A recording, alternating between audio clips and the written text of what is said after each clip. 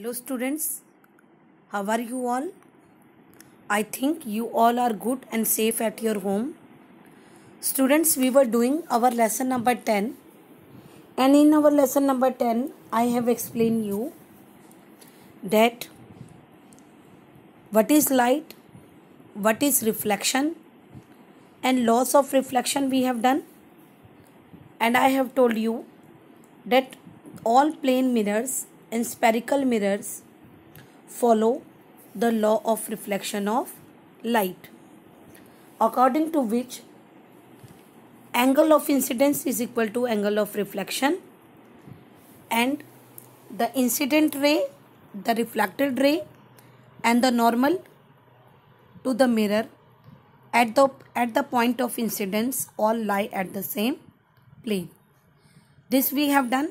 Then we have completed the properties of image formed by a plane mirror, that the image always formed by a plane mirror is virtual and erect, of the same height and size of the object, then same distance also, means we can say u is always equal to v in case of plane mirror. U means object distance and v means image distance. Then the image formed by it is laterally inverted.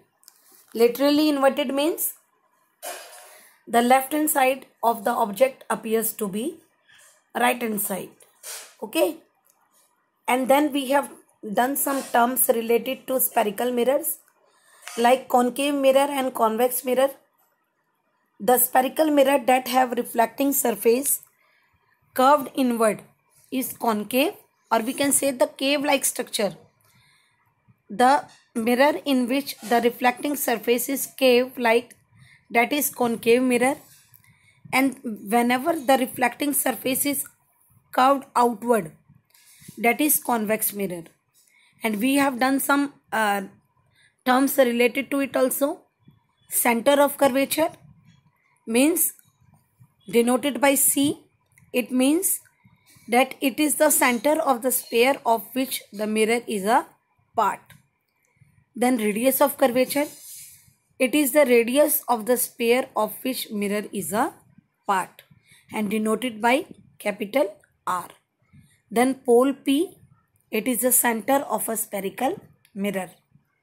Principal axis, it is a straight line passing through the center of curvature, and the pole is called principal axis. And here in my previous video I have shown you C is the center of curvature, R the distance from C to P is called radius of curvature, and M dash represent the spherical aperture of spherical mirror. And you can see XY. This XY represent principal axis of a convex mirror, and here you can see concave also. If you see the concave mirror, then in case of concave mirror, the center of curvature in front of mirror. But if you see the convex mirror, the center of curvature is in behind the mirror. Okay, same way the radius also you can see. So this is the major difference between this concave and convex. Now let us talk today about principal focus. Principal focus is a point on principal axis where all the incident ray meet after reflection. Or we can say principal focus is a point on principal axis where all the rays parallel to the principal axis converge. Okay. And if we talk about, see, you can see here,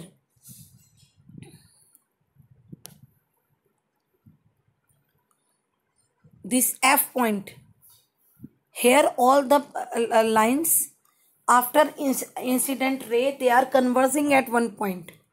So therefore it is called F point is a converging point for all the reflected ray. And if we see in the case of convex mirror, they are diverging. Okay, so we can say that focus of a convex mirror is a point on the principal axis where the reflected ray appears to converge. In concave mirror, they are converging, but in convex mirror, they are appear to converge.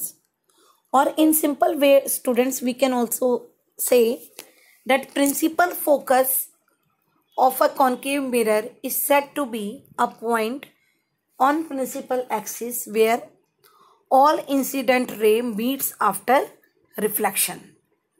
Okay, and for convex mirror we can say principal focus of a convex mirror is a point on principal axis where all incident ray appears to meet after reflection. So this is the difference between this principal focus. Then focal length, I have told also earlier also, the distance between the pole and the principal focus is called focal length, and this focal length is represented by small f. I repeat once again, focal length is the distance between the pole and the principal focus. Okay, or we can say the half of radius of curvature is your focal length. R is equal to 2f, you know. The radius of curvature is 2 times the focal length of a spherical mirror. And what is radius of curvature? Radius of curvature is the radius of mirror of which spherical mirror is a part of it. Okay. Then rules for reflection of light through a spherical mirror. Student, when you start drawing ray diagrams, they are very important. The rule should be known to you. First rule, both in concave and convex, it was explained here. If in a concave mirror, the ray of light parallel to the principal axis after reflection will pass through the focus or appear to diverge from the focus in case of convex mirror. Okay. So what is the difference? That a ray of light parallel to the principal axis after reflection will focus or will pass through the focus. In case of convex, it appear to diverge from the focus. Okay. Then a ray passing through a focus of a concave mirror after reflection will emerge parallel to the principal axis. Then a ray passing through the center of curvature. Okay, if a ray is passing through the C, then after reflection also it will get reflected back to the same path. Or we can say that when a ray passes through C, it will reflect back without any reflection. In both the cases you can see. Then a ray incident to the principal axis towards the pole on the spherical mirror is reflected back obliquely. Okay. Then we have students, there are some cases where we should keep the object at 7 different positions from the mirror. First position is at infinity. Student, for finding different images related to it, we have to keep the object at different places. So the first object where we will keep the first position where we are going to keep the object is at infinity.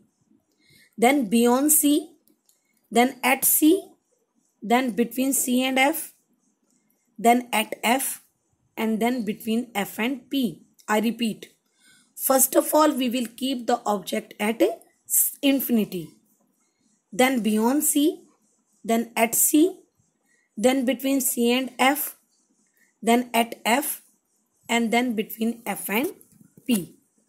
Okay. So in our next video we are going to do all these things Okay, and in our live classes I'm going to draw all the different type of images formed by it for you people. Okay, so till then you should revise and follow all the rules for reflection of light through a spherical mirror. And it is a request from my side that you all people, you should write all the terms related to it, so that the things will be easier for you people to understand. So till then, thank you. Have a nice day.